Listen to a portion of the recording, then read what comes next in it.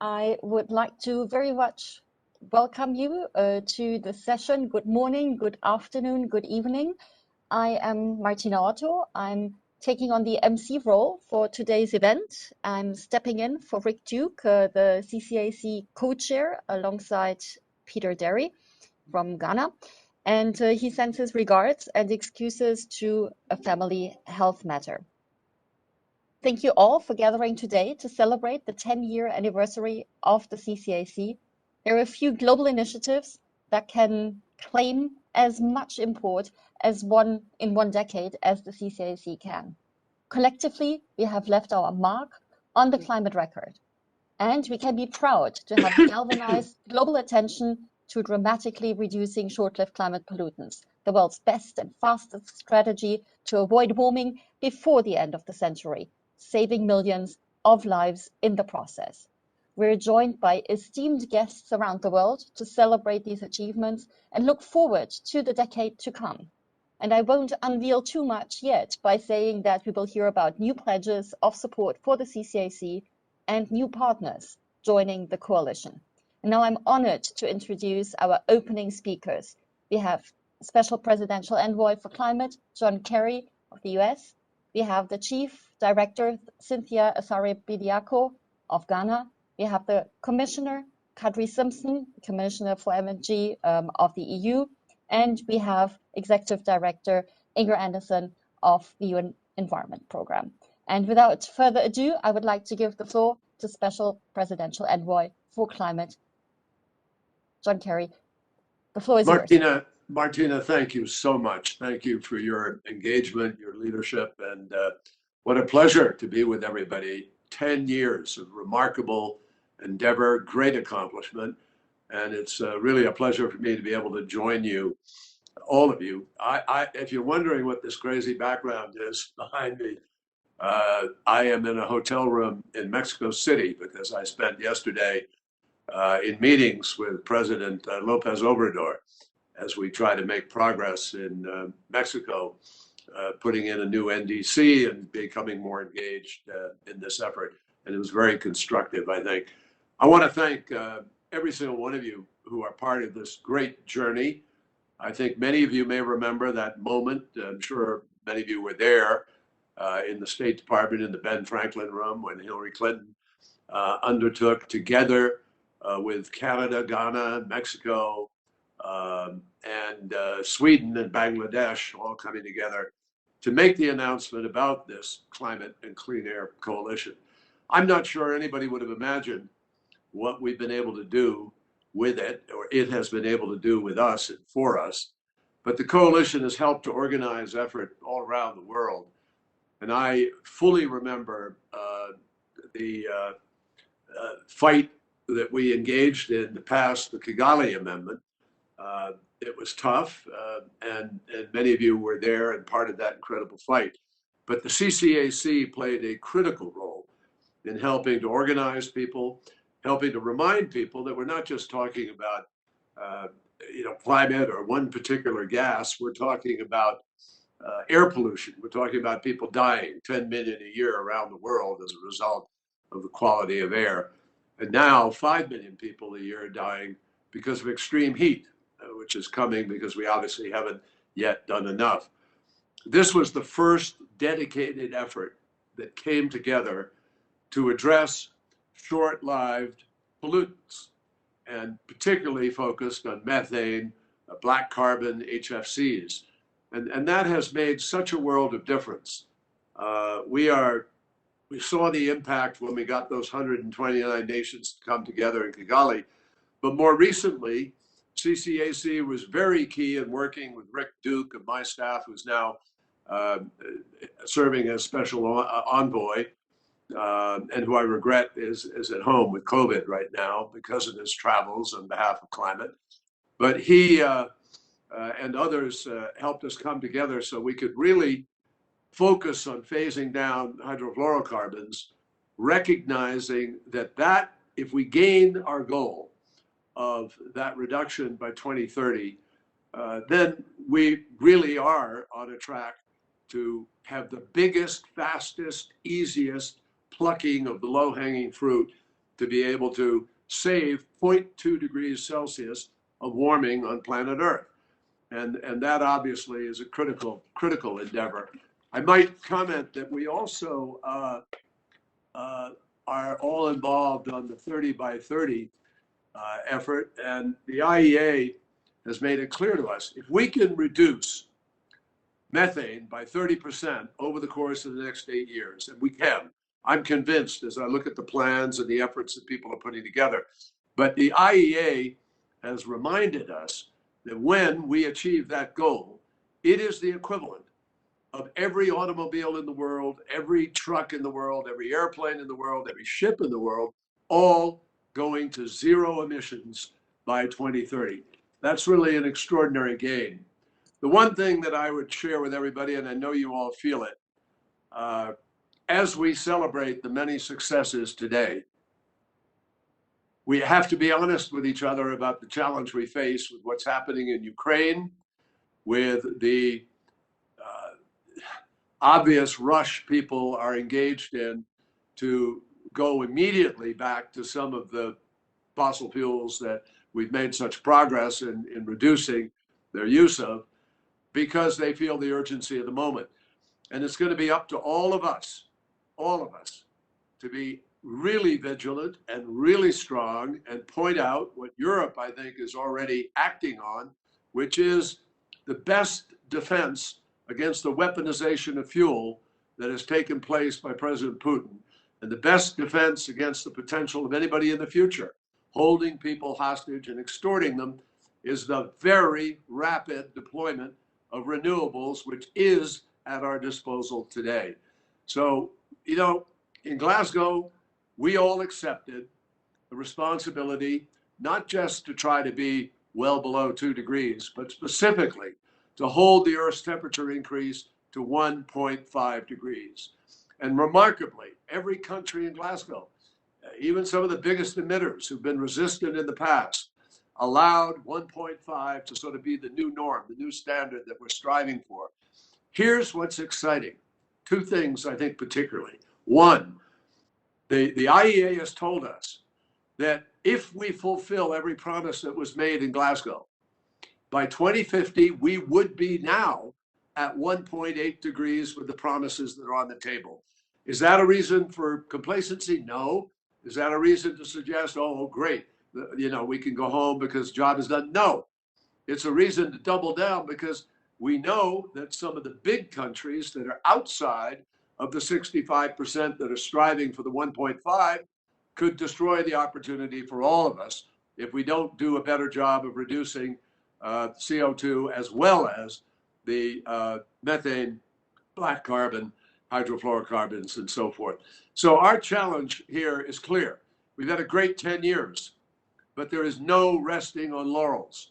We have to double down, quadruple down, quintuple down, literally quintuple, because you know, we know that we have to be deploying renewables 5 times faster than we are today to be able to meet our goal.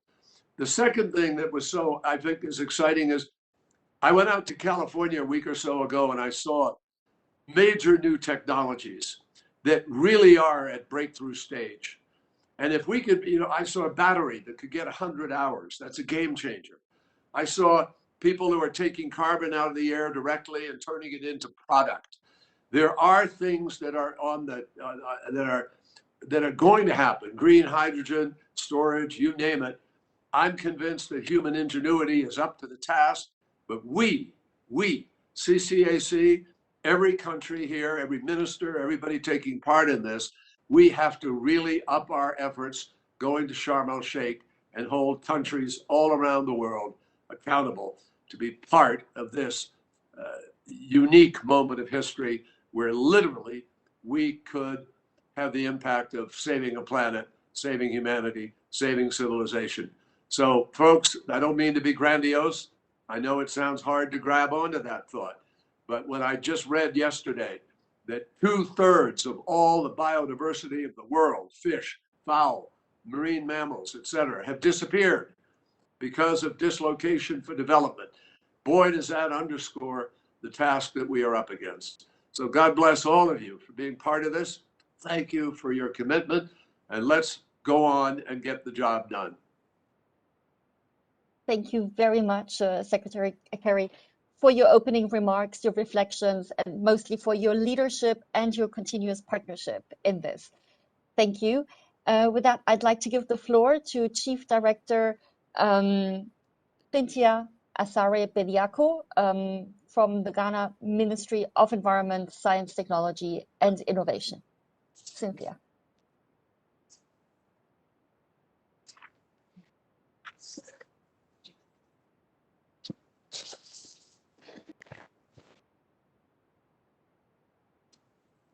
Hello, can you hear me? Yes, we can. Thank you very much. We can't see you though.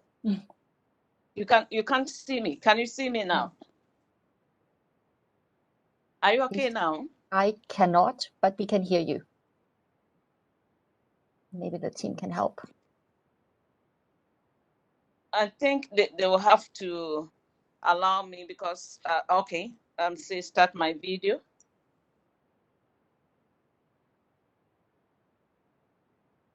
Now we can see you as well. Fantastic. You're all set. You can see. The floor is yours. Excellencies, representatives, country.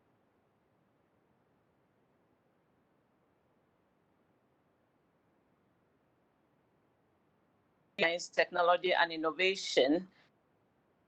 I wish to extend a warm midday greetings from Accra on this celebratory occasion of a decade of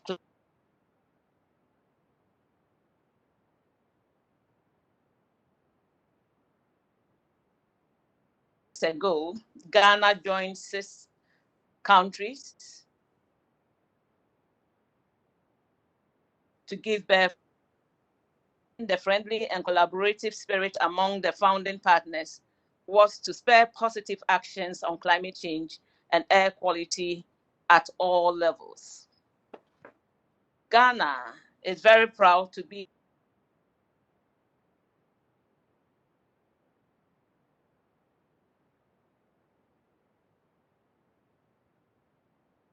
involved. We are also happy to be leading the coalition in this period together with the US as we chart our work over the next decade through to 2030 strategy. Ghana is fully confident that this coalition deserves our time and investment. As we continue to co-chair into 2022, we will certainly be making a case for setting up actions at home and across Africa as the coalition finalizes its regional assessment together with the African Union Commission. To date, as we know, the CCAC remains vital in many of us. That is why the CCAC family has grown from the initial 7 members to 192 partners, and we are counting. Over the decade, Ghana has experienced being a founding member to becoming the co-chair of the CCAC board.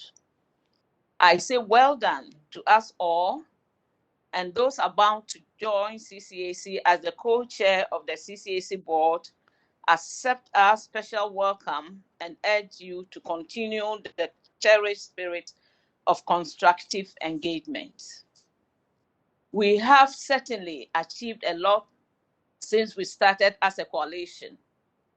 One standout achievement I can't put my finger on is the focus on supporting many developing countries to plan, build capacity, and act to reduce short-lived climate pollutants and demonstrate the powerful impact that same effect can have on important development goals for public health and food security in particular.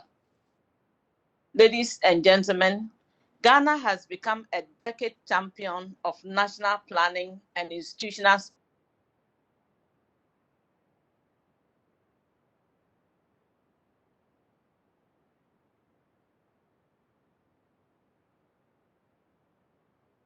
Seems we have a little bit of a bandwidth problem.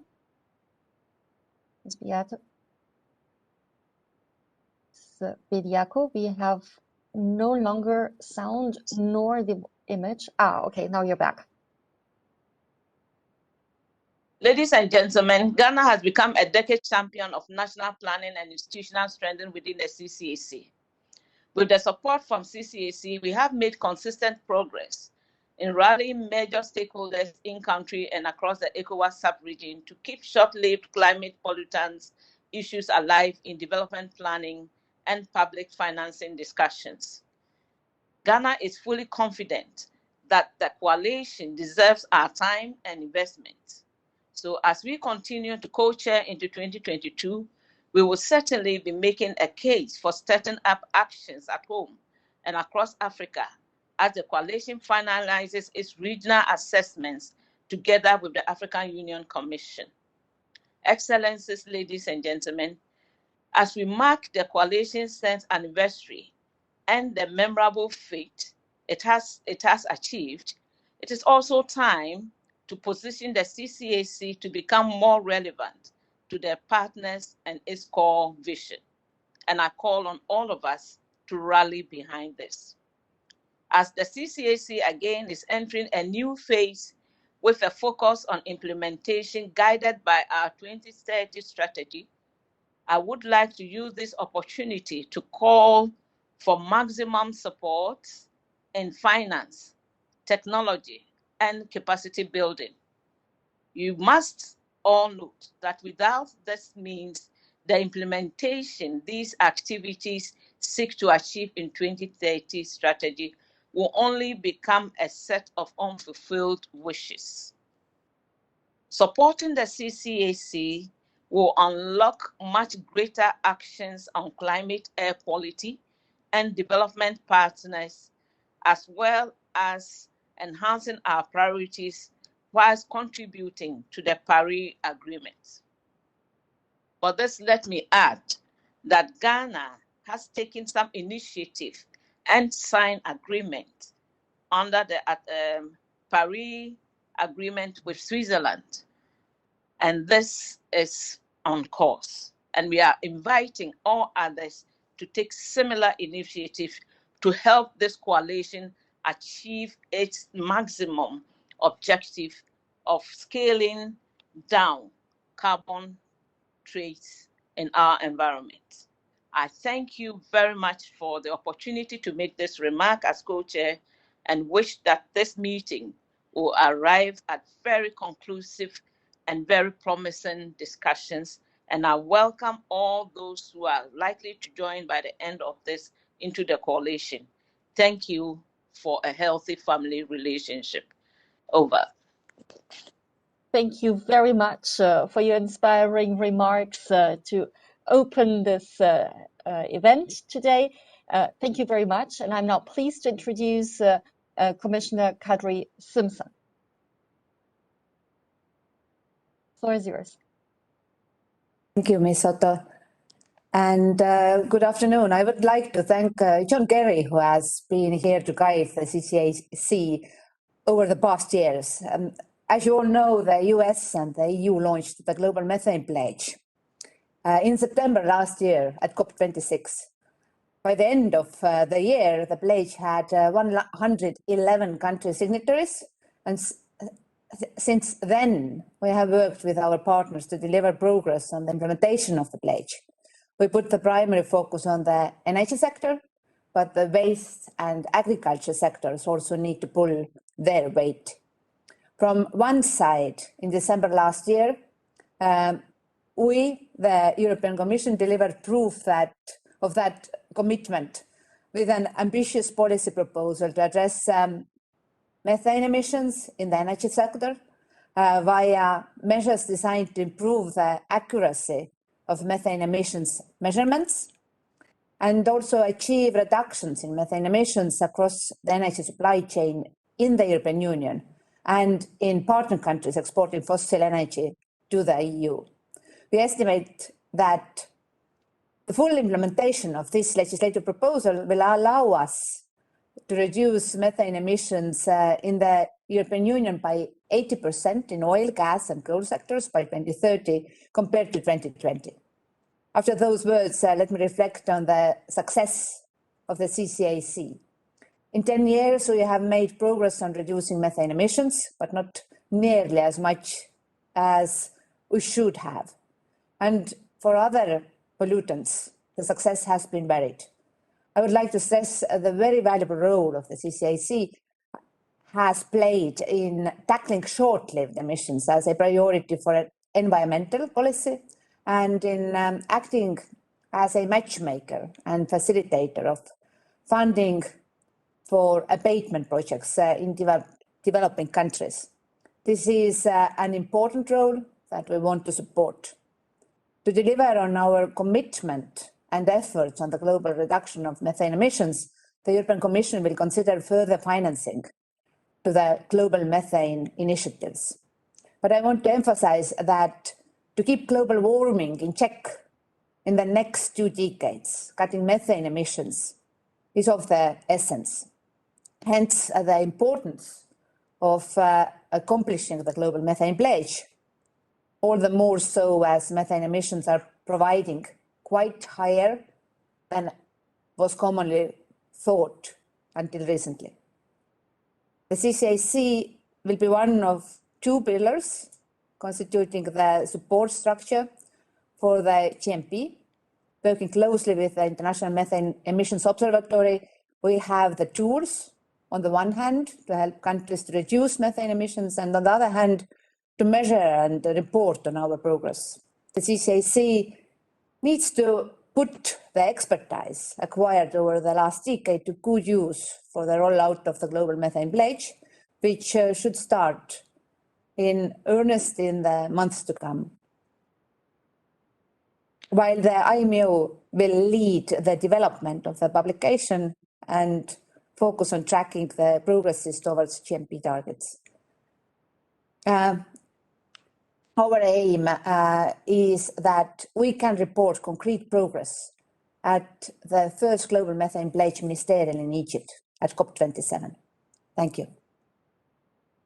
Thank you very much, Commissioner Simpson, for having highlighted this new goalpost that we all have and that we have to collectively work towards. With the CCAC methane flagship that was launched at COP26 alongside the 2030 strategy, we definitely have a few tools in our hands already to do that and work closely with our colleagues in IMEO, as you said. Thank you very much for your work, for your remarks as well. And with that, I'd like to come to our 4th speaker in the opening panel.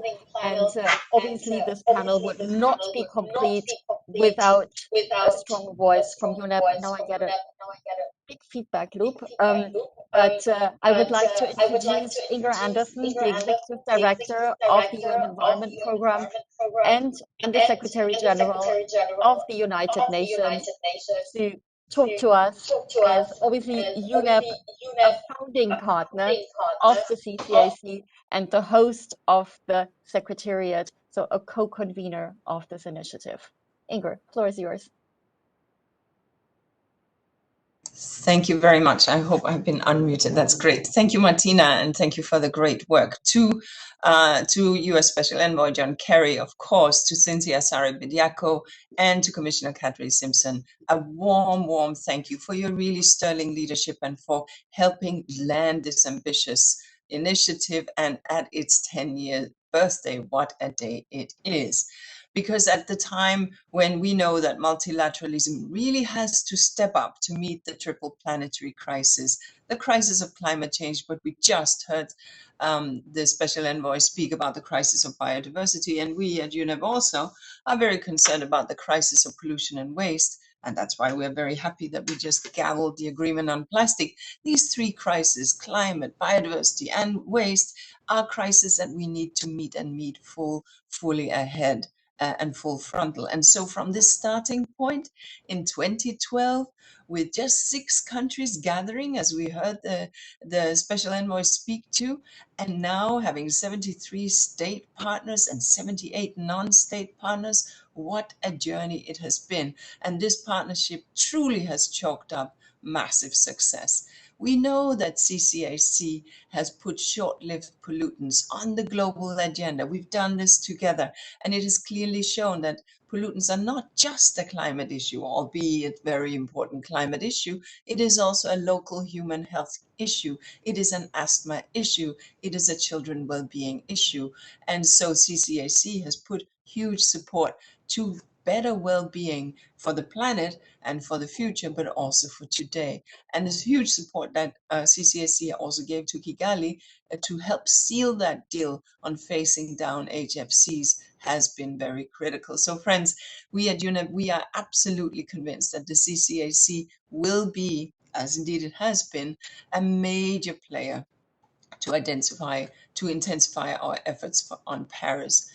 We know the task is important and it is difficult, but we essentially need to halve greenhouse gas emissions by 2030 if we are to hit the 1.5 degree goals. And my friends, we really want to hit that goal. And beyond 1.5 world is not a world we want to leave to, in my case, the grandchildren. So, but the action on short-lived climate pollutants, as we know, could just shave off 0.6 degrees of warming by 2050 and give us a breather while we decarbonize our economies, as well as avoiding 2.4 million premature deaths and 52 million tons of crop losses per year. So that's really what we have before us. We're looking to CCAC to support the Global Methane Pledge. We just heard that from Commissioner, and to reduce methane emissions from fossil fuels, from waste, agricultural sector is a real opportunity. With a higher global warming potential that we all know that CH4 carries, this really carry a considerable contribution.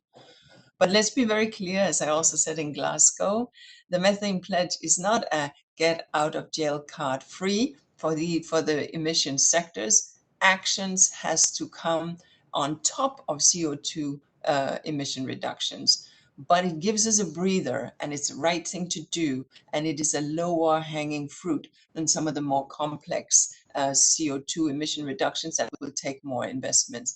As we reduce methane from flaring, from leakage and abandoned fossil fuel sites, we have to pursue that energy transition. And indeed, we heard the Special Envoy just say that is part of getting energy security for the longer term. So it's not only smart from a policy perspective, it's smart from a planetary perspective. So friends, we mark this 10th anniversary.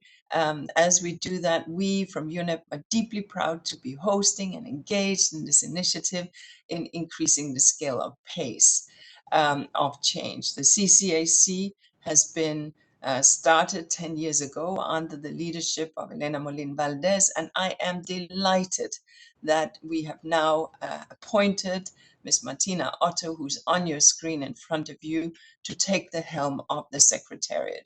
She comes with a stellar background, a lawyer by training, working on environmental law, and with a long and distinguished career in this field of environment, climate, and planetary management, if you like. So I am very delighted to announce Martina's appointment to head the CCAC Secretariat. We at UNEP, as hosts of the CCAC Secretariat and the Trust Fund, look forward to another successful 10 years and more, as we, by that time, should have turned the tap of methane leak and ensured better local air quality.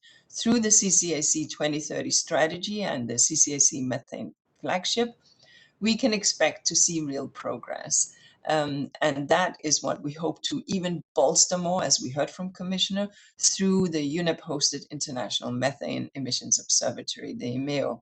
So support for policy and planning will drive investments to make good on that collective vision that the founders had back in 2012.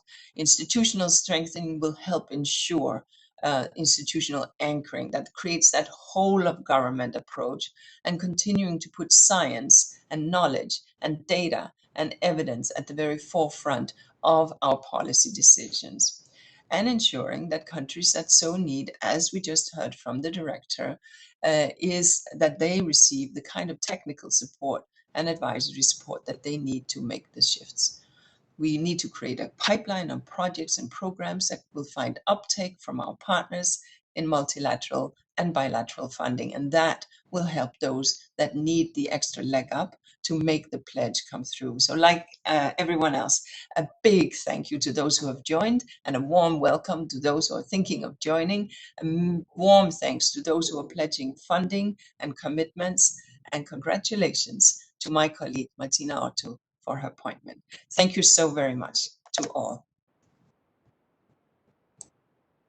Thank you very much, Inger, for your words, for your reflections, for setting out the new goalposts as well, where we need to land with the second phase as well, and also for the official announcement of my new role. I'm very happy to come on board at an exciting time to this fantastic partnership, and I already had the pleasure to work with many of you during my OIC, Officer in Charge time. So I'm hitting the ground running. I'm acutely aware of the task that is ahead of us. We have our North Star with the 2030 strategy.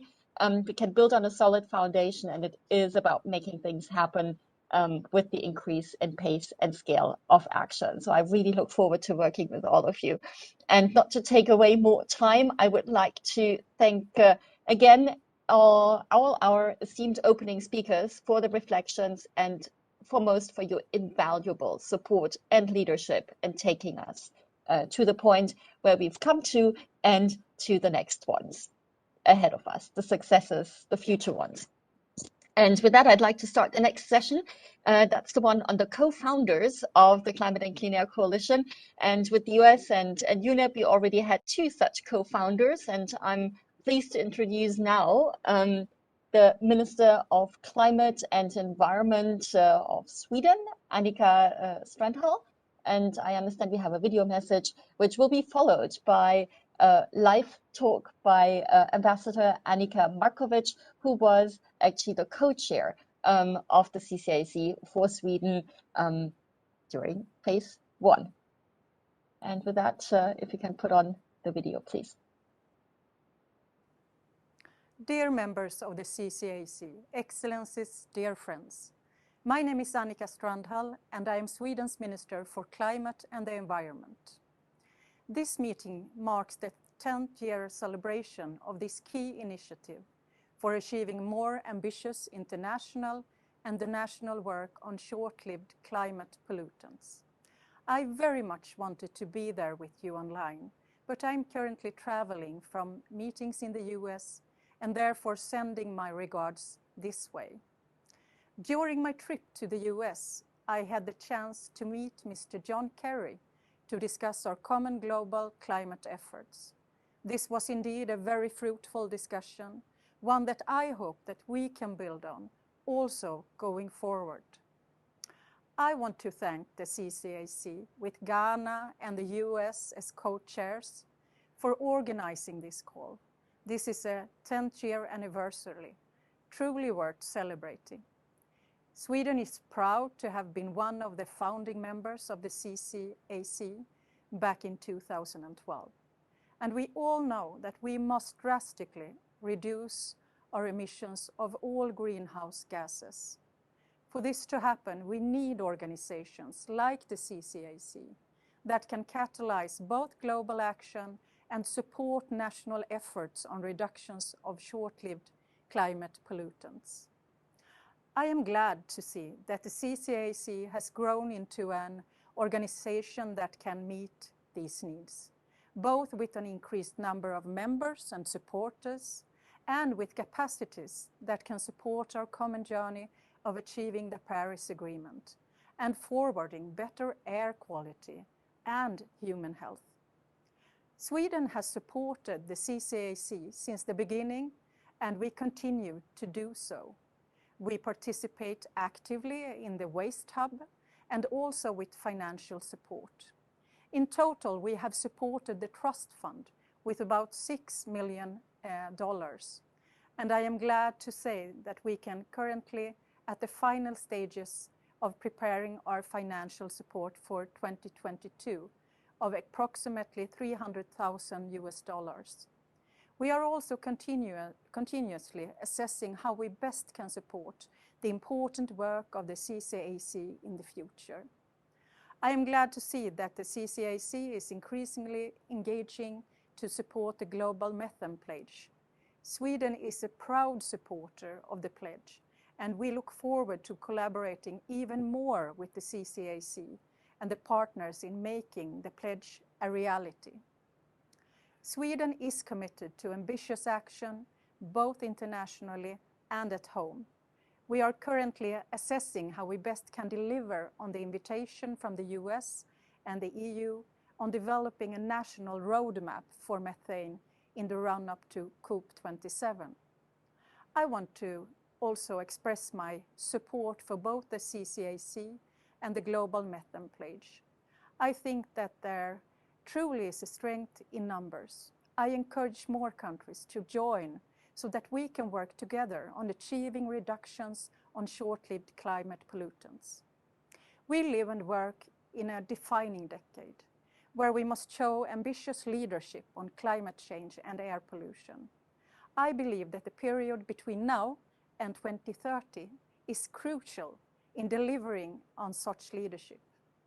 This entails both setting more ambitious targets and that we deliver on these targets with concrete actions. And I believe that the CCAC has played and will continue to play an important role in this work as we are getting closer to 2030. Thank you so much for allowing me to share these remarks with you today on this 10th year anniversary. I look forward to our future collaboration as the CCAC now enters its second decade, a decade that I hope will be defined by even more progress, success, and ambition. I look forward to the Stockholm Plus 50 conference in June this year and hope to see as many of you as possible there. Thank you so much. Well, we thank the Honourable Minister Strandhal very much for these remarks. Indeed, as we go to Stockholm, I think this partnership is also a really good example of what collective action can look like as part of multilateralism. I would like to call upon Ambassador Annika Markovic now. Thank you very much, Martina. Many thanks for the invitation. I'm really honored to be here, and allow me to be a little bit more personal, because I am really happy to have been part of the first few years of this ever-growing success of the CCAC, because we negotiated the framework agreement in 2011 in a very small group from the 6 founding member countries and UNEP. And when we launched the coalition in 2012 in Washington, D.C., we were all convinced that we had found a way to reap the climate benefits in the short and medium term by reducing the emissions of the short-lived climate pollutants. We had founded the coalition of the working. Countries that were willing to act now and to work with others, not just other states, but in an inclusive manner with industry and with civil society. This was a completely new approach then. But the first years were a bit bumpy because some countries argued that we were undermining the UNFCCC negotiations. And some climate NGOs were arguing that our ambition was too low. But we proved them all wrong. And in a few years, the CCAC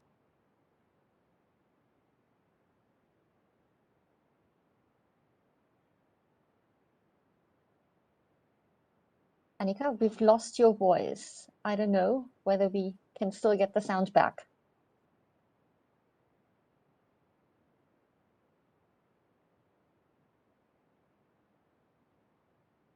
Annika, can you hear me? and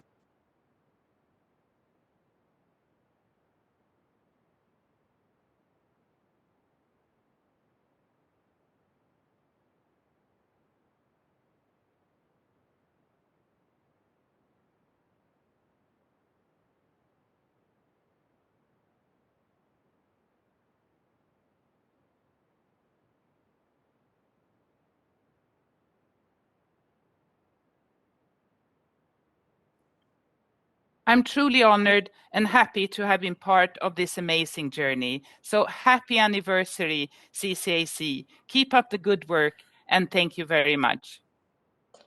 Thank you very much, Annika, for your words. And as you said, personal, because lived through experience from the very early days. And I can absolutely relate to that. So thank you so much for being with us and celebrating with us and the good strides ahead, obviously.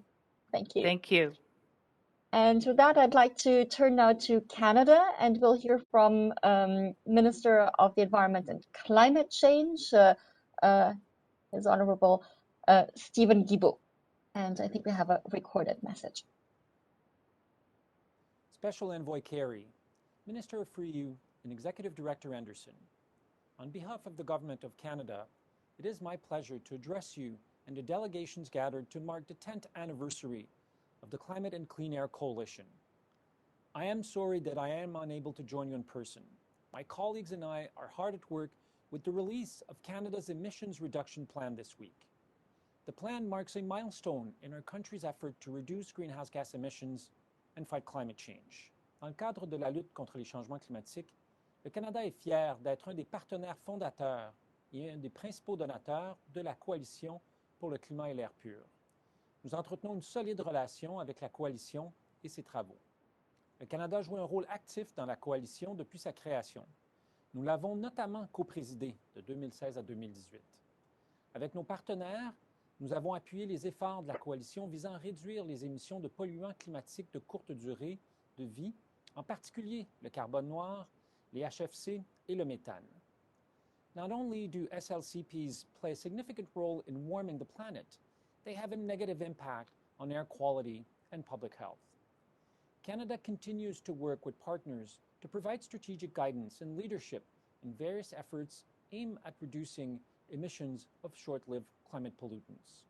This includes support for national climate planning, sector-focused expertise assistance, and support for policy design and implementation in developing countries.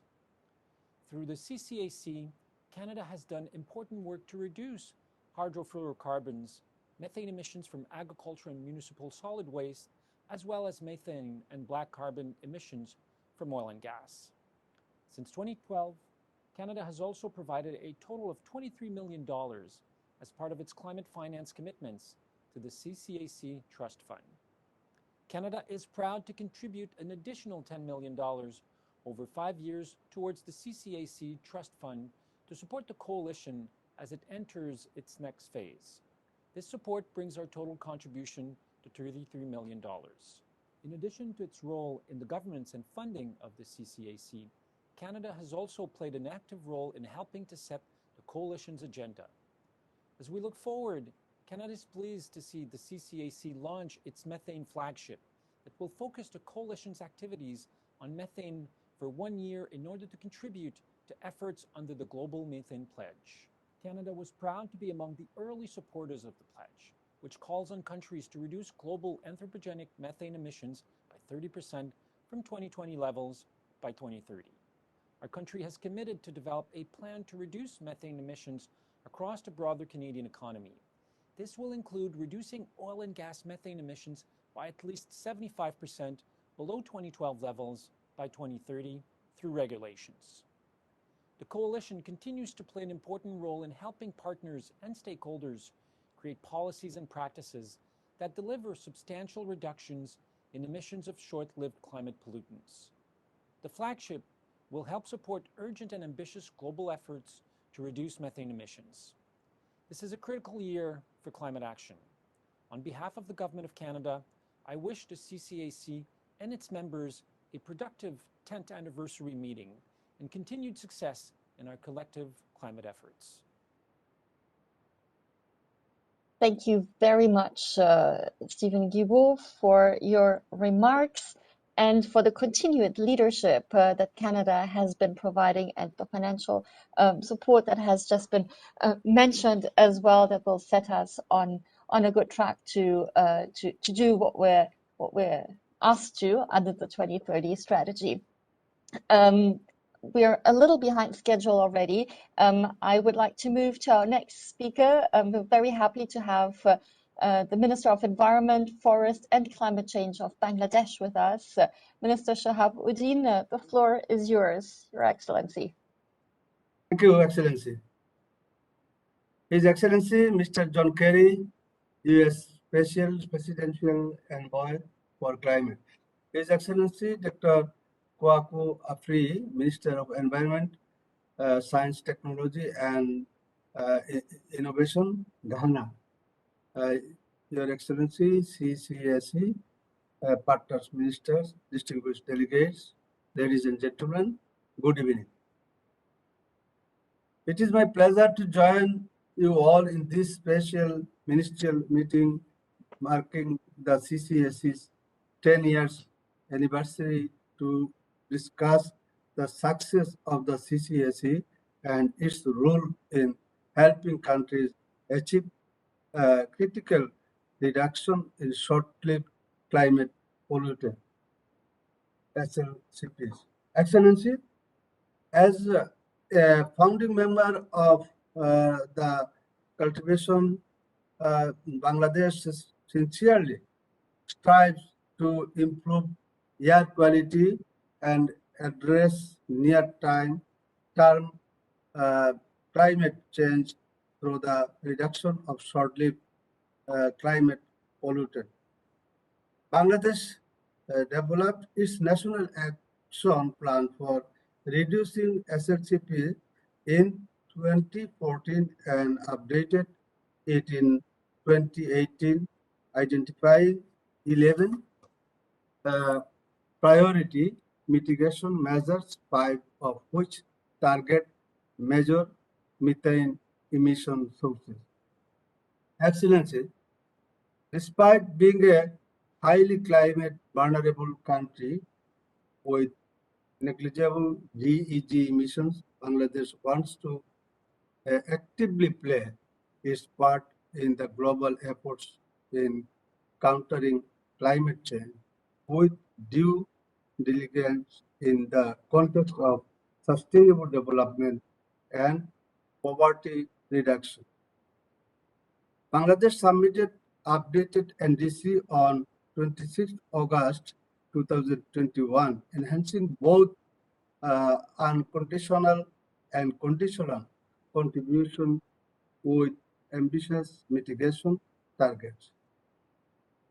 Realizing the potential of SLCPs, our updated NDC targets include reducing household energy emission by 18.55%, brick clean sector emission by 46.54%, and municipal solid waste and wastewater emissions by 7.93% by 2030.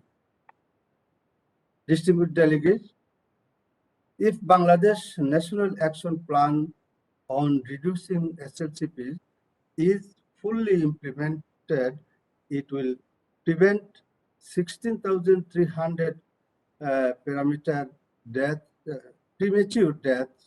reduce black carbon emissions by 72% and methane emissions by 37% by 2040.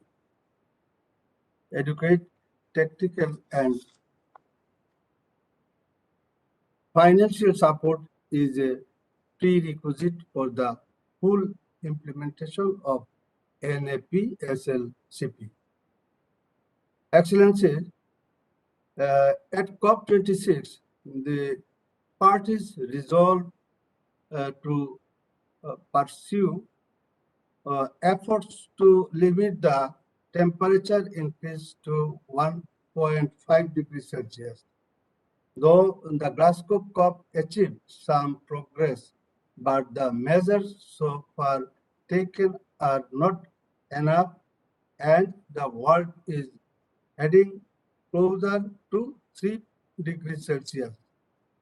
Reducing SLCPs is critical since we can reduce global warming potential by 0.6 degrees Celsius through widespread action on SLCP's reduction.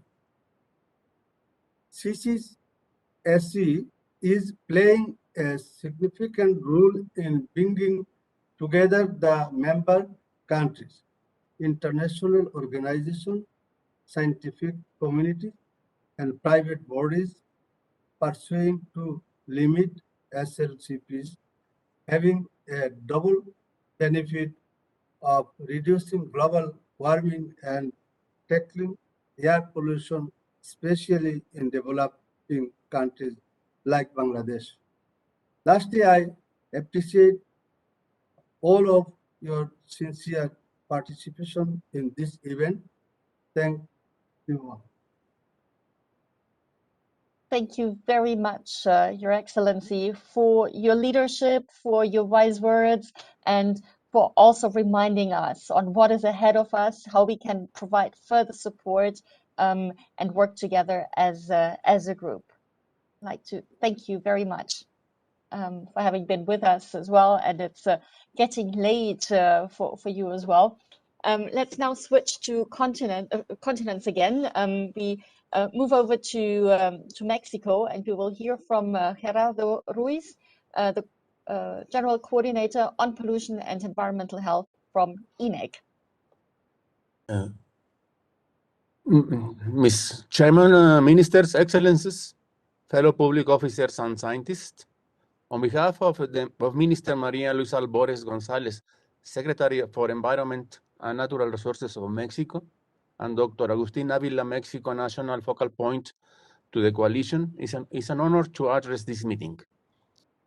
As one of the Mexican scientists that back in 2010 and earlier insisted in Mexico that climate change and local and regional air pollution were different phases of the same structural problem, which in disproportionate way show stronger negative impacts on the masses of poor peasants and poor industrial and other city workers in developing countries, that addressing them in different and separate institutional and legal framework was a waste of time and of always scarce human and financial resources. It's a special and great honor to be in this commemoration to extend Mexico's congratulations to this 10 years anniversary and our commitment to the goals of the coalition.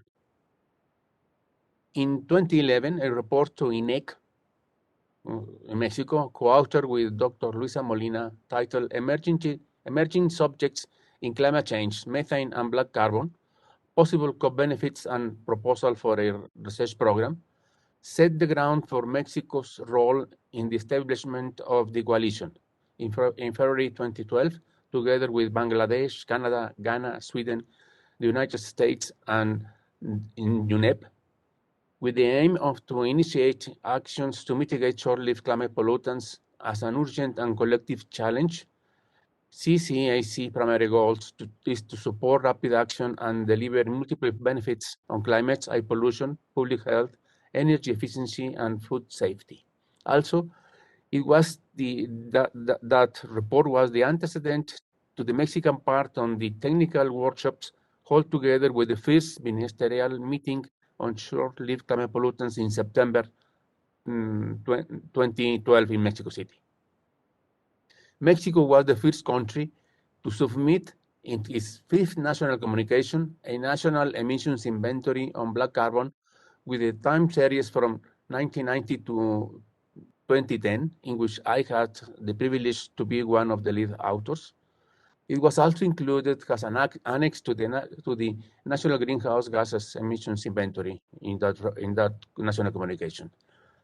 Also, the sixth national communication in 2018 also included an emissions inventory of black carbon, updated and recalculated up to 2015 as an annex to the Greenhouse Gas Emissions Inventory, and is included always in the BUR reported to the convention. Additionally, it was one of the first countries to develop in 2019 the integrated strategies on short-lived climate pollutants to improve air quality and reduce the impact of climate change. Support public policies in Mexico has an integrated vision on air pollution, climate change, and the multiple benefits of joint action has central access to reduce sublimable pollutants. Currently, more and more states and local authorities are combining the air pollution programs with climate action programs in Mexico at the ground. This effort was conducted with technical and funding support from the coalition. Also, currently Mexico is submitting a proposal for technical and funding support to update the strategic planning to improve the monitoring of methane emissions and to build a national roadmap for mitigation of emissions from oil and gas industries, as well as from solid urban residues. Also, Mexican scientists have joined some of the new hubs in the coalition, and Mexican experts also participate in the IPCC meeting groups on surely climate pollutants, which has the aim to incorporate them in the IPCC emissions inventory methodologies guidelines.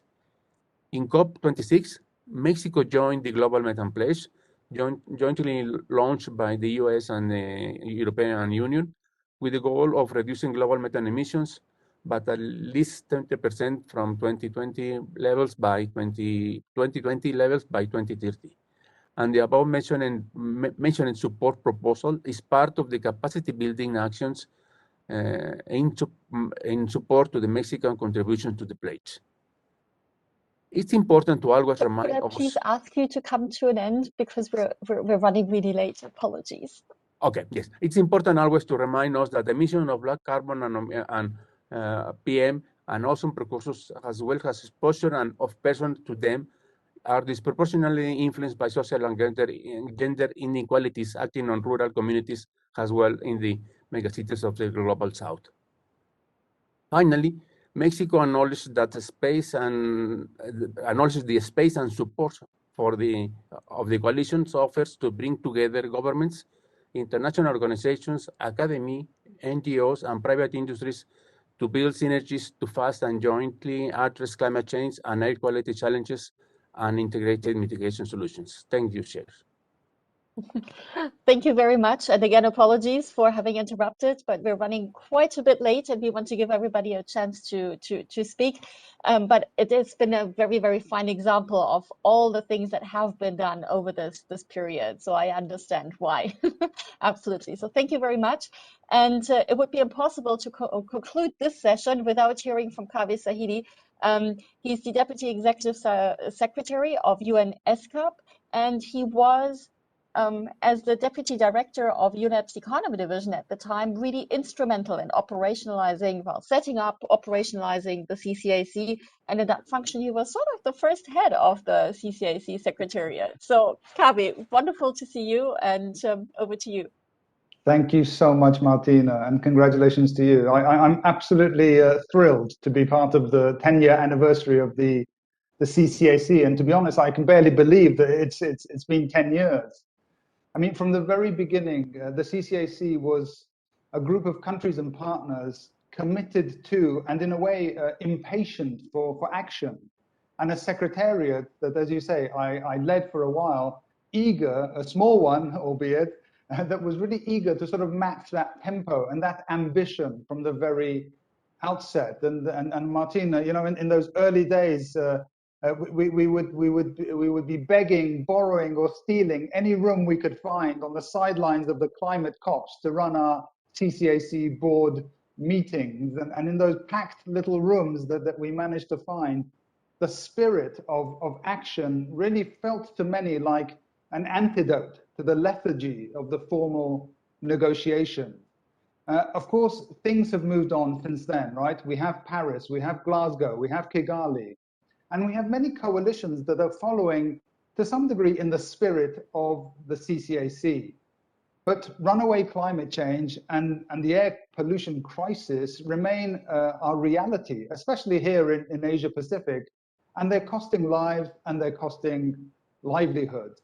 So as we celebrate the first 10 action-filled years of the coalition, we also look forward to the CCAC evolving from the coalition of the working, as Annika said, from the coalition of action to a coalition of impact at scale, a scale that matches the climate and clean air challenges that are frankly faced by our countries, and one that can help break, certainly in our region, the addiction to fossil fuels and divert the current headfirst rush towards gas and the methane implications it brings.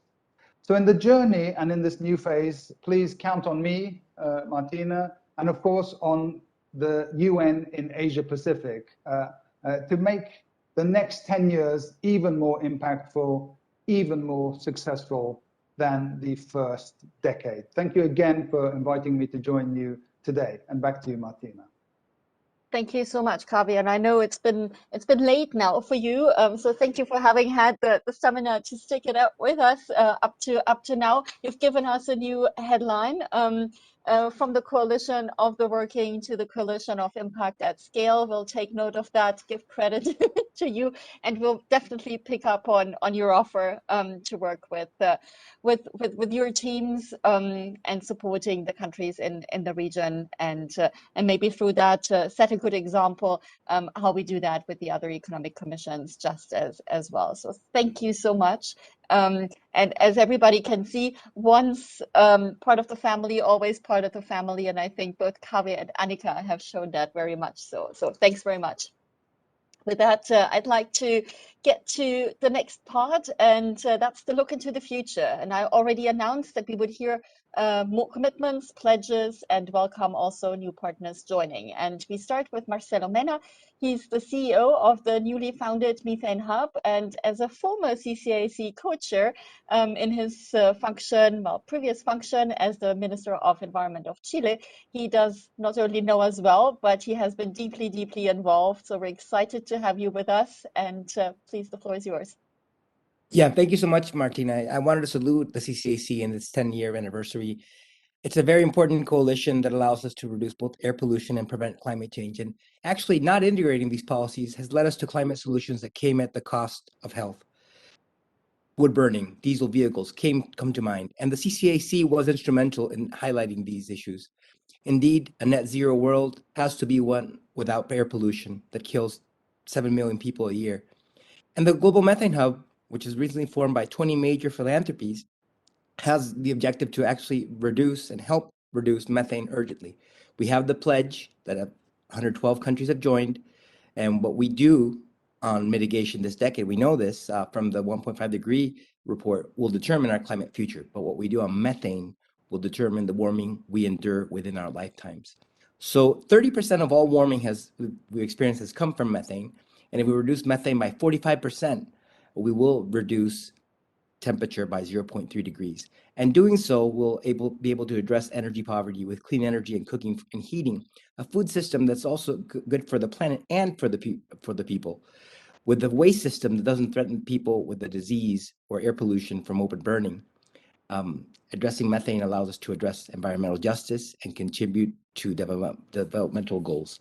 We therefore want to announce that the Global Methane Hub will contribute to $10 million to help the CCAC support countries to develop methane reduction plans, to turn the pledge into tangible plans that allow us to reduce methane, to drill down on the measures and policies that we require, to build the capacity in countries, and to ultimately include methane mitigation in the new NDCs that we submit to COP27.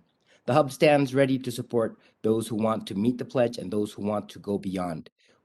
We have put together a world-class team to work with you and look forward to reporting on what we've achieved together. As a former co-chair of the CCAC, along with my friend Catherine McKenna, I congratulate you, Martina, and also Helena Molin Valdez for your leadership to fight for a cleaner air and a safer climate. Thank you. Thank you very much, Marcelo. Wonderful news, and thank you very much for this contribution. We will put it to good use, working together to make good on the pledge. And thank you as well for having mentioned as well, Helena, indeed, for the leadership. We heard Kavi, and it's really a continuation, handing over the baton. So thank you so much, Marcelo, and thank you for being with us here as well. We'd like to move now to Morocco, and we have the Minister of Energy, of the Energy Transition and Sustainable Development, Ms. Leila Ben Ali, with us. floor is yours.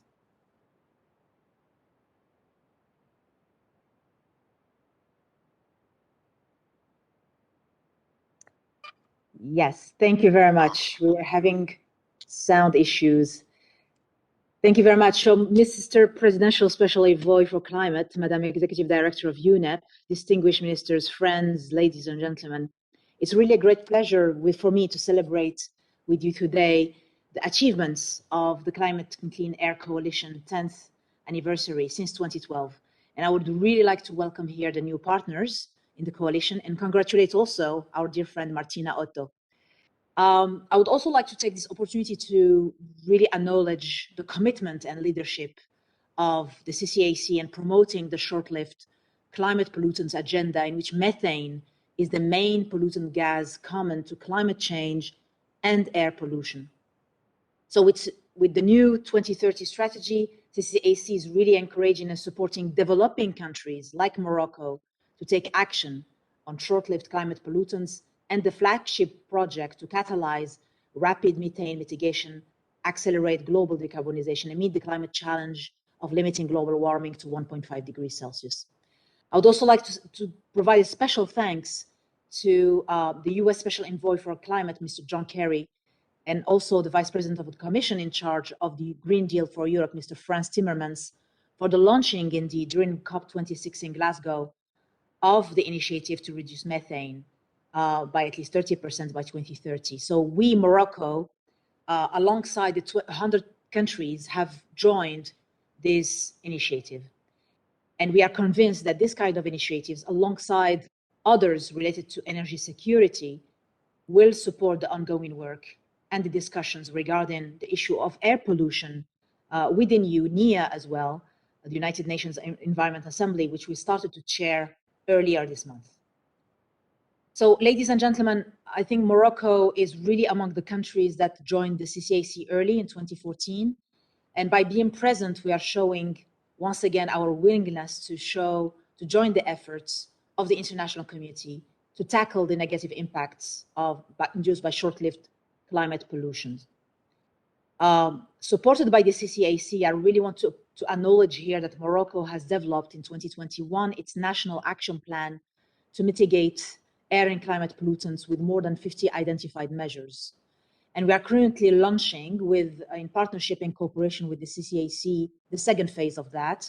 We really want to implement the measures that we have identified, particularly in the recovery of methane from rehabilitated landfills, optimization of the air quality monitoring network, the integration of PM 2.5, and HFCs inventory, as well as, of course, national capacity building in these areas. In the energy sector, methane is indeed seen as the lower hanging fruit when it comes to methane emissions in Morocco in 2020 represented 15% of anthropogenic greenhouse gas emissions. And that mainly comes from the livestock, the agriculture sector, and the waste sectors. So to reduce these emissions, we are pushing efforts through various strategies, of course, through our updated NDC and through the national strategy also for waste reduction and recovery. Morocco is a low emitter of greenhouse gas emissions, and we are strongly committed to the international initiatives in line with the objectives of the Paris Agreement, in line with the SDGs agenda. And we are continuing to work in this direction under the guidance of His Majesty the King, who is personally committed to this area. So we firmly believe that our national strategy for sustainable development, our nationally determined contribution, the energy transition undertaken by the Kingdom of Morocco, the low emission development strategy, and the national adaptation plan are really our fundamental pillars to mobilize all the means for an effective implementation of this policy. So I would really like to thank once again our international partners, and particularly CCAC, for really the fruitful cooperation. And we're starting now the second phase. And on behalf of the Kingdom of Morocco, I really wish the CCAC a more fruitful 10 years, taking us to 2032.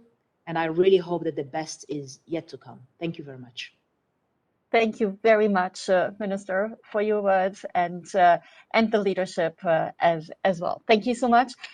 We would like to move now to Ireland, to the Minister of Environment, Climate and Communications, Eamon Ryan.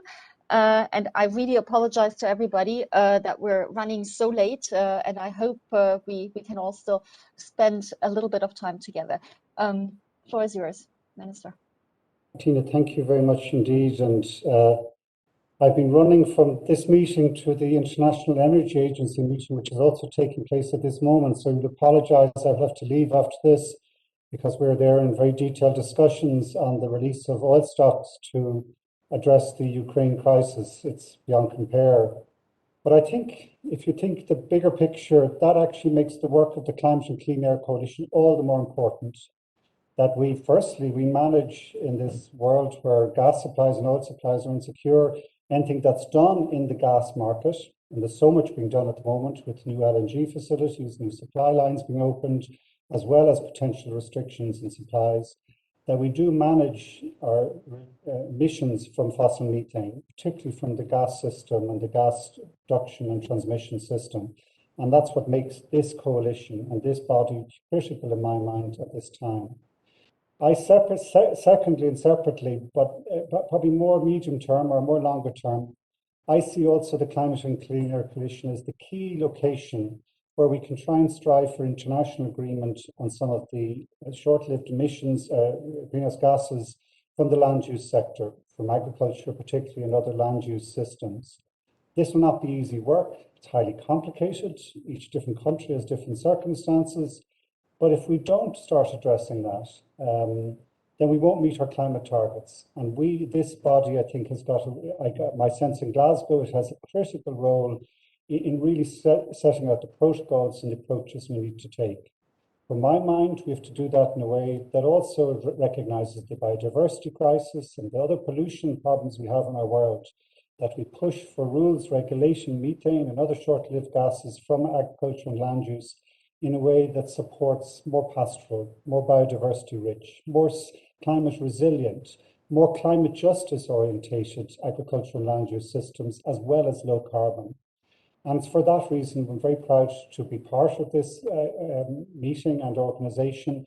In Glasgow, we signalled that we would be providing €2 million funding over the next 5 years to help and support the work.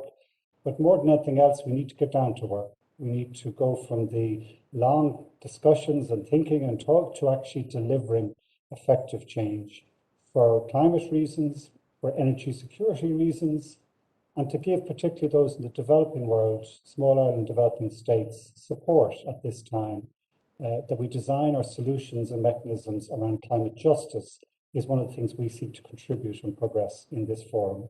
Thank you very much, Martina, for allowing me to speak. Thank you very much, well, for being with us and for the financial contribution that was announced indeed at COP26, and we will definitely look how we can act very quickly now on the implementation side of these funds that are coming in for this phase 2, definitely. So thank you very much. And with that, I'd like to turn to Germany, and we will hear from the President of the German Environment Agency, Mr. Dirk Messner. Yeah, thank you very much. Dear Excellencies, ladies and gentlemen, dear Martina, first of all, I would like to take this opportunity, as many of us, to warmly congratulate the CCAC on their 10th anniversary. This is really something to celebrate, obviously. And I would like to emphasize, as many of the speakers already mentioned, that the work of the Climate and Clean Air Coalition is nowadays even more important than ever before in a situation of multiple crises.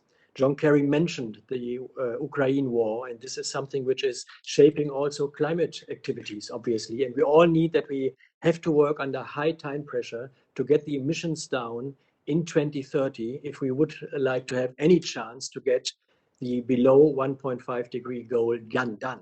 So this is the context, and the CCAC is in this context a unique alliance in which governmental partners and non-governmental partners are addressing the most pressing issues of our time, climate change and global air pollution, and therefore environmental issues and health issues at the same time. Together, we must continue on the path and trajectory of the past 10 years and initiate and implement the next generation of projects to reduce short-term lived pollutants worldwide and to set more generally the course towards a deep sustainability transformation in our economies and societies. And Martina, let me already come to an end because we are also under time pressure here. No? Germany is committed and very proud, actually, to support the important work of the alliance, and we will continue to be active involved in the coalition itself in CCAC. Germany will focus and further develop its engagement in the CCAC on the sectors waste and efficient cooling. We think that we could be a leading actor here and a leading driver in terms of technology transfers. Thank you very much for listening, and let's have a big celebration. This is an important event. Thank you very much. Fantastic, and thank you very much also for mentioning the work in the hubs. The sector work in the hubs will be so critical in driving the actions forward and making them really vibrant venues, platforms for this exchange of peer-to-peer experience, but also matchmaking, developing the new projects that get us to where we need to be. So thank you very much for that. And with that, I'd like to move to Pakistan, and we have the Honorable Minister of Climate Change, Malik Aman Aslam. The floor is yours. Thanks, Martina, and distinguished ladies and gentlemen. I would like to first of all thank the governments of the United States of America and Ghana for co-hosting this seminar. And looking back over the last 10 years, I think we have a lot to celebrate, but we also realize that the enormity of the challenge for both the air pollution and the climate change has grown manifold.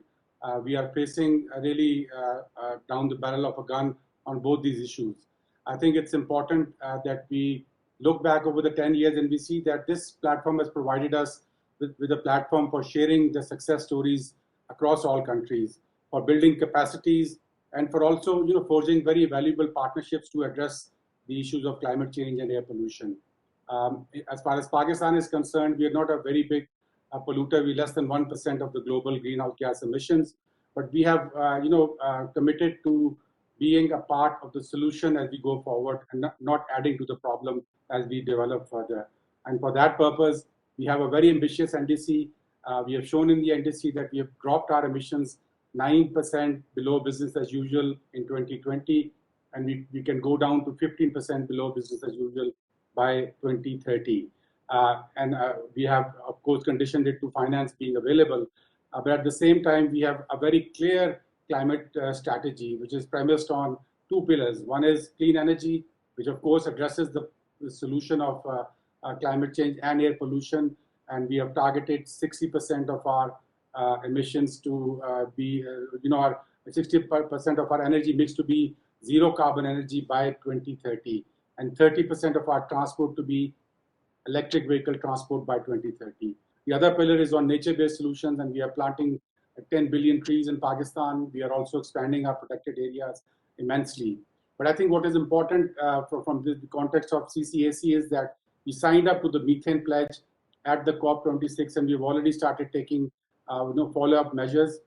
We are working to build the baseline tier 2 greenhouse gas inventory for methane. We think it's a win-win strategy. It's got great global warming potential, and it provides economic benefits to Pakistan if we take these waste to energy, agriculture, and also in the leakage of the methane emissions. So we are trying to plug that in, and we welcome the CCAC and its platform, which will provide us with a very good platform to learn, as I said, from the best possible experiences, to get access to the best available technologies so that we can act. I think what is important is that the last decade was a decade of planning. This has to be the decade of action. And unless that happens, I think humanity itself is facing a really uphill task to survive 2030. So let's make it the decade of implementation and let CCAC lead the way. Thank you very much. Thank you very much, Minister. That's fantastic. Thank you for your contribution to this. And with that, I'd like to move now to Norway and give the Minister of Climate and the Environment, Mr. Espen Barth Eide, the floor. Well, thank you very much, Martina. It's great to be with you, and congratulations to all of us on the 10 years anniversary of the Climate and Clear Air Coalition. We're really proud that we were members from the early years and that we have had key positions in this coalition. And also I would like to highlight what we managed to do together on the Kigali amendment to the Montreal Protocol. I would like to echo all that has been said on methane, and I will not repeat it in the interest of time, just say that it's incredibly important. I think many of us will be aware that on Monday, the IPCC will come out with yet another report, this time on emissions, and it's really dark reading. We're really in trouble. We're way behind or where we should be. And I think there'll be a lot of attention to that overall, of course, also on CO2. But in this context, it's so important that we all highlight the work on short-lived climate pollutions and particularly methane and whatever we can do to reduce it. And I echo every word that is said about that. What I would like to highlight in my very short intervention is that the IEA, the International Energy Agency, has pointed out that the most low-hanging fruits for reducing methane is actually the oil and gas industry, of which we have some. And we actually have made quite some advances in reducing methane from petroleum production. Of course, the main solution will be to decarbonize. But while we continue to produce some of it, because the energy transition will take some time, we have to also reduce emissions. And I'll be very happy to share experiences and also would like to announce that Norway will co-chair the work of the CCAC's new fossil fuel hub together with the United States and Canada. We will also continue to be a good partner on content, but also in finance. We increased our finance at the COP, and I'm happy to say that we will continue a high level of financing at 6 million Norwegian kroners also for this year and in the continuation, because we very much believe in the work. And in the interest of time, Martina, I will not say more, but I will again say it's great to be here. Keep up the good work, and let's connect it to the messages that we will be getting on Monday. Okay, fantastic. Thank you so much. And indeed, I mean, this leadership at home, but also as a good partner to this partnership has been fantastic over the years. So thank you very much for the engagement as well. With that, I'd like to move to, well, actually, Nigeria, unfortunately, I see had to leave. So we have to apologize that, well, due to our not keeping time that had happened, we'll make sure that the contribution will be on our website. Let's move to Luxembourg then, and we have the Minister for the Environment, Climate and Sustainable Development, Mrs. Carole Dieschbourg, online, and it feels like almost yesterday when the three of us actually were sitting in the same room. So here we go. Please, floor is yours. Yes, thank you, Martina, and thank you for sharing this very important session about the 10 years. So first of all, congratulations to the CCAC, a very important actor, and also congratulations to your appointments and all the best wishes from my side. I try to be as concise as my colleague Aspen, because I won't repeat what has been said on the importance of methane, but also on the importance of combining the fight against all the crises that we are facing, because we are facing multiple crises. And I think what we have done last year, for instance, with the ambitious and forward-looking 2030 strategy that has been launched, congrats for that to us all. I think that was an important step, as well as the methane pledge, where we are also, as Luxembourg, part of, and reducing methane emissions is one big part of our national strategy on energy and climate. So, and I think also to be concise and short, Luxembourg will continue as a partner since 2018, so not the first ones, but joining at a crucial time. We will continue to work with you for the success and for also dedicated action, because many of those speaking in the first rounds have been really saying about, yes, it's about support, it's about programs, activities, working together, capacity building.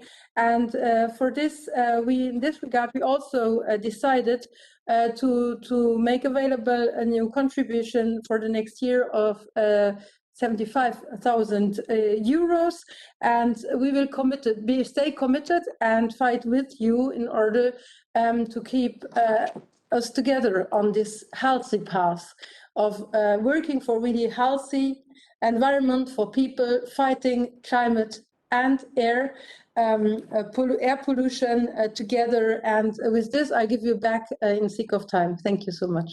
Thank you very much. And again, sincere apologies that we're running over time, but it was almost clear, mission impossible when we looked at how things came together.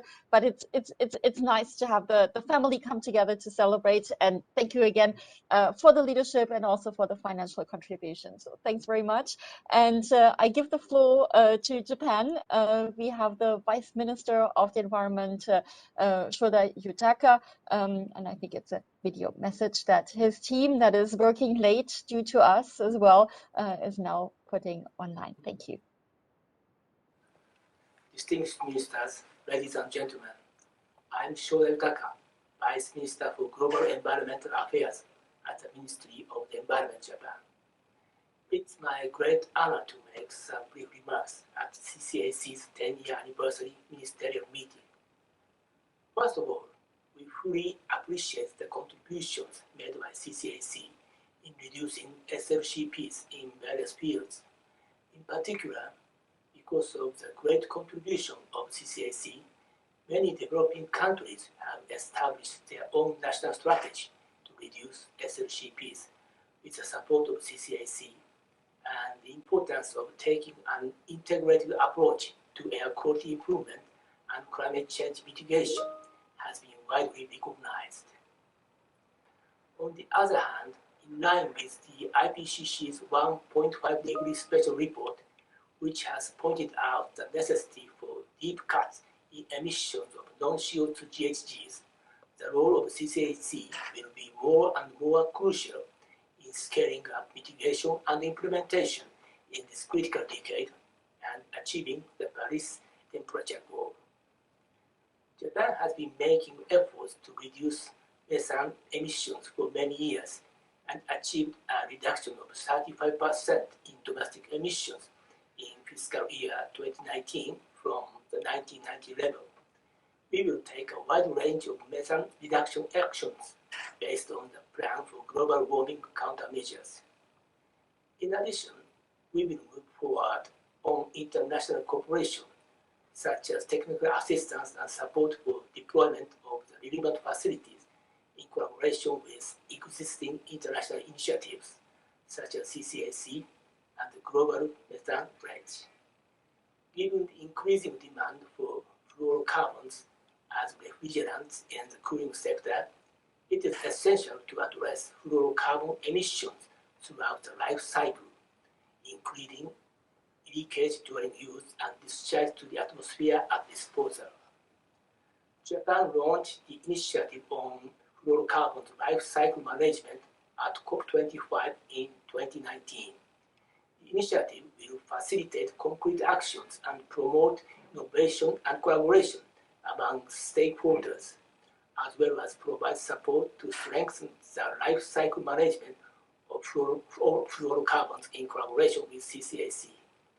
Japan has supported the activities of CCAC through financial contributions to the CCAC Trust Fund, as well as by sharing our knowledge and expertise, especially in the waste and cooling sectors since April 2011, when Japan joined CCAC.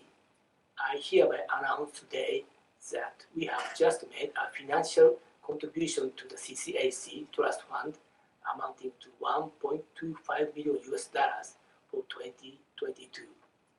Japan is determined to take further actions to move forward SLCP's emission reduction in collaboration with CCAC Secretariat and CCAC partners. Thank you for your attention. Thank you very much. And here as well, number one, for highlighting again the importance as well of the work on the HFCs and the strides that have been made in that regard, and as well the financial contribution that is now to be operationalized as well.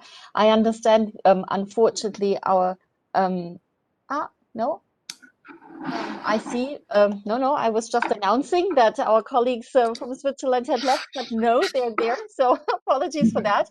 Let's move to Switzerland. We have the Ambassador for Environment and Head of International Affairs Division of the Swiss Federal Office of the Environment with us, Franz Perez. thank you very much for having stayed with us so long. And the floor is yours. Thank you very much, Martin. And I think it's a good sign if birthday parties run longer than expected.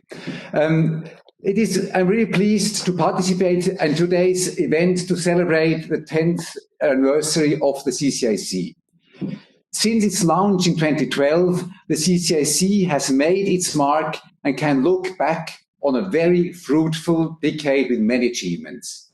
The CCAC has successfully made the case that reducing short-lived climate pollutants, in addition to achieving deep reductions in long-lived greenhouse gases, is key to limiting global warming to 1.5 degrees.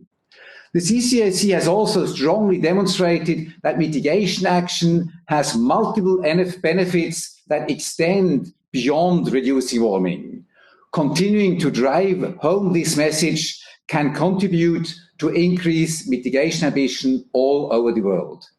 And most recently, the CCAC was instrumental in focusing minds on methane through its Global Methane Assessment, which paved the way for the Global Methane Pledge. And Switzerland is proud to be also part of this initiative. Switzerland has joined the CCAC in 2013 and witnessed an impressive growth of this pragmatic and solution-oriented coalition. Our engagement in the coalition has increased over the years, and we were proud and honored to co-chair the initiative from 2018 to 2021, first together with the Philippines and then together with Ghana.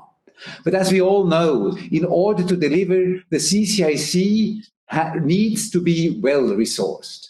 We therefore very much welcome all the pledges that have been made today, and for its part, Switzerland was pleased to announce at COP26 an 8 million Swiss franc contribution to the coalition, which is around $8.6 billion over the next 4 years, to support the implementation of the CCAC's ambitious 2030 strategies. This more than doubles our support from the previous period. We have much work ahead of us in the decisive decade, and on its 10th year of anniversary, I wish the CCAC all the best to continue as a forceful partnership, accelerating action on climate action and air quality. Thank you very much. Thank you very much for this continued leadership, and indeed the co-chair role is a decisive additional contribution to the work. And let me just use this opportunity to thank all the countries that have already done this, and obviously our two that are doing this at the moment. So thank you very much, and including as well for this major step up in the financial contribution. So thanks very much. With that, we move to Palau. We have the Minister of Environment, Khaleb Oudoui, online with us, and here we are entering now the part of new members, and I think you've gotten quite a flavor of where you're putting your feet. And I can only say welcome to this club. Please, the floor is yours. Yes, thank you, Martina. Yes, very honored to be here and to talk about joining, especially during this notable occasion of your anniversary, your 10th year anniversary, and congratulations on that, and for all the success you've enjoyed, and I hope for much more. Ali, and good evening to you, honorable ministers, excellencies, ladies and gentlemen. First, let me extend some regrets from our other minister here in Palau, the Minister of Agriculture, Fisheries, and the Environment, who is traveling and is not able to join me for this occasion. I'd also like to say that it was nice to see Special Envoy Kerry at the beginning of the evening and the meeting, and hear him speak. It was nice to seeing him again, and I look forward to seeing him and hearing from him during our ocean conference that we are hosting in the middle of April. So I'm looking forward to that. As many probably already know, Palau at the COP26 signed onto the Global Methane Pledge and committed to cutting methane emissions. Our commitments are now being integrated into our enhanced NDCs, and we stand ready to take the next step and work towards implementation by also joining the Climate Clean Air Coalition. Excuse me. So CCAC's efforts to reduce short-lived climate pollutants align with Palau's priorities. As Palau is already experiencing the impacts of climate change, it is in our interest to take further action to protect the environment, our public health, and the environment that promotes food and energy security and addresses near-term climate change and air pollution issues. We endorse meaningful action to reduce short-lived climate pollutants and support the efforts of the CCAC, and hope to participate as a member in the years to come. Thank you for letting me say these short remarks. Thank you very much, and thank you for having stayed so late. So we really appreciate that, and to recognize as well this multi-ministerial approach that you're taking to this. So thank you very much, and apologies, Ministry of Finance, and your colleagues from the environment side. So thank you. With this, we've come to the end of our long list of speakers and celebrations as well. I have another announcement to make. We've received as well the application from the government of Senegal to join, but they were unfortunately not able to be with us today. And with this, we really have come to the closing. And I would like to thank you all again for joining us today, for all your dedication to the Climate and Clean Air Coalition. And what we've seen today was truly the fine CCAC spirit at its best, I'd say. And that includes going a little bit over time because we're all committed and enthusiastic about what we're doing. The CCAC would not be what it is without all the efforts of all of you, of all the members, both in your domestic policies and in your global advocacy. The successes that we're celebrating today are shared amongst all of us, and I'd like to express my sincere gratitude to everyone who has dedicated time and resources to this critical mission. In the past decade, the CCAC fought to elevate short-lived climate pollutants on the global stage, and I think we've heard that from everybody on this call. We can agree that we've succeeded in shining a spotlight on the importance of these gases. But as we heard as well, the work is far from over. The decade ahead will be the true test of our vision, of our ambition, and of our efforts as we all strive to implement the pledges that we've committed ourselves to. And in doing so, we know we can make this world a better place, one that is healthier, one that is more secure, and that is more resilient as well. Let's give ourselves the means to do so, and the pledges that we've received today, that we heard about today, are really showing exactly that. They will equip the CCAC for this decisive decade ahead, not only by driving additional funding for planning and mitigation, but also by strengthening and expanding our membership. The achievements that we celebrate today are only the beginning of what we'll accomplish in the years to come, and it will take all of us working together to win this race to cutting short-lived climate pollutants at the scale and the pace that we need. And I know that we have the dedication and the ingenuity to get it done. Please count on the UNEP-hosted Secretariat to help in driving this forward, to support all of you and working hand in hand with all of you. We do have a press release and a story on our website to mark the occasion.